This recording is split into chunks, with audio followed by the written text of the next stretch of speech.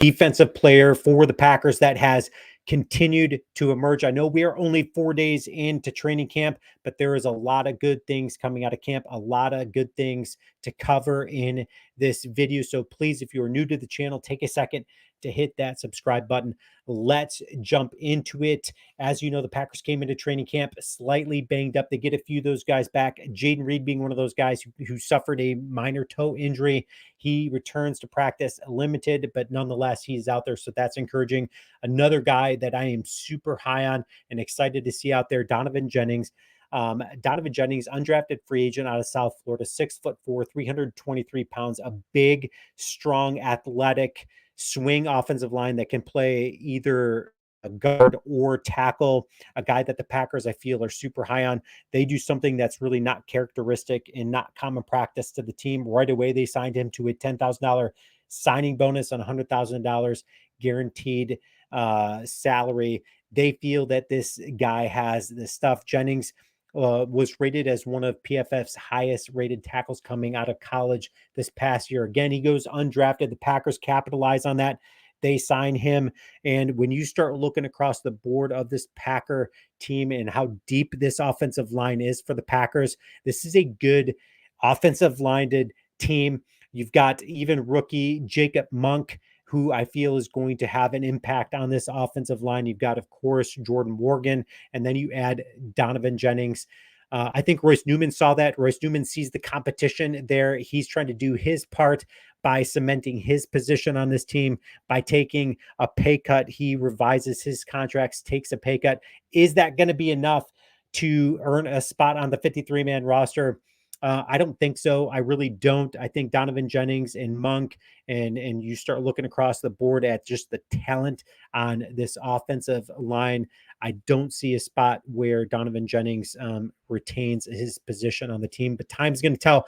So another Packer player that has just emerged or continues to emerge. I'm not surprised about it because this dude is clearly super talented. He was super talented coming out of college, but he's just been plagued with injuries. But he has looked super good in OTAs, in minicamp, and now in training camp. Eric Stokes really trying to make a strong argument as to why he should be a starter alongside Jair Alexander.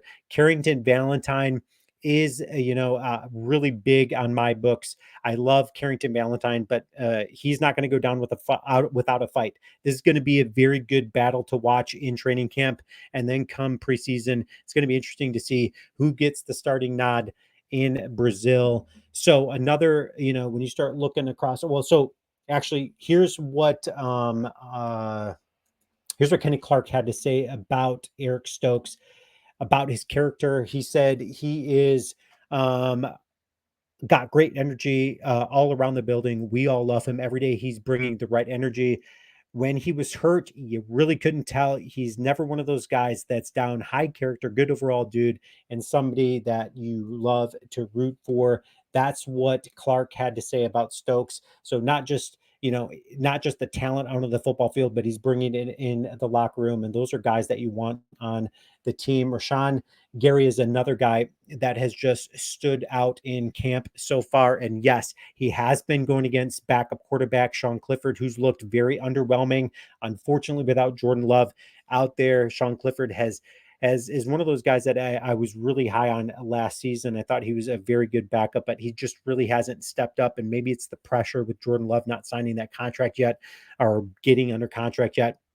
Rashawn Gary, though, has capitalized on that. He has looked nearly unblockable. Again, not surprised when you start looking at, kind of a not complete offense with Jordan Love missing. And then they were without Jenkins and Zach Tom. Rashawn Gary certainly capitalized on that. But when we start looking across the interior line of this Packer team, there is a ton to get excited about under new defensive coordinator Jeff Hafley and the new schemes that he's running there. One of the guys that I feel is going to capitalize the most on it is Devontae Wyatt. Devontae Wyatt is super excited about the new defensive schemes, and he feels he's getting back to the roots of his pass rushing days in Georgia at college. Carl Brooks, another one of those guys that has looked super good in training camp so far. A guy that is coming from a relatively smaller school in Bowling Green. He did not look like a small school guy last season. He looked very good. I think he takes another step forward this season, Carl Brooks. And then you got to add depth like Colby Wooden, who came into OTAs looking pretty jacked, 290 pounds. He gained some weight. He finally looks like that interior lineman guy. And then you've got TJ Slayton, who's just that run stopper out there. So a lot of good things happening. One of the brightest spots on this training camp so far, 4 days in. Again, without Jordan Love, the Packer defense has just looked super good. And the defensive interior front, the defensive five have looked so good for this Packer team. And when you start looking at safety, everybody's looking to Xavier McKinney so far. He is his first year on the team, but he is clearly the leader. He's calling a lot of plays out there. He's leading the secondary so well. Xavier McKinney, I feel, is going to have just an absolute monster year. The question is who's going to be alongside Xavier McKinney come that week 1 game in Brazil. Leave your comments and let me know what you guys think. Is it going to be Evan Williams, rookie out of Oregon that looks super good, but not just talent wise out there. He's got the stuff. And what do I mean by that is he's super intelligent. He just seems to know where the ball is at all times. Evan Williams is a surprise guy for me that I feel could have a very big impact on this team when you start looking at guys that can play deeper in the box. Javon Bullard is one of those guys, of course, that can be that guy, that slot versatility. So is he going to be the starting guy alongside, or is Anthony Johnson Jr. going to be that guy? Time is going to tell, but leave your comments. Let me know what you guys think. But there is a lot of good things coming out of camp so far, a lot of bright spots, a lot of things to get excited about for us as Packer fans. Eric Stokes, again, one of those guys that I feel is going to have just a monster year. If he can stay healthy, when you pair him up alongside Jair Alexander, that is just going to be a defensive secondary that I just would not want to mess with if I were an offense.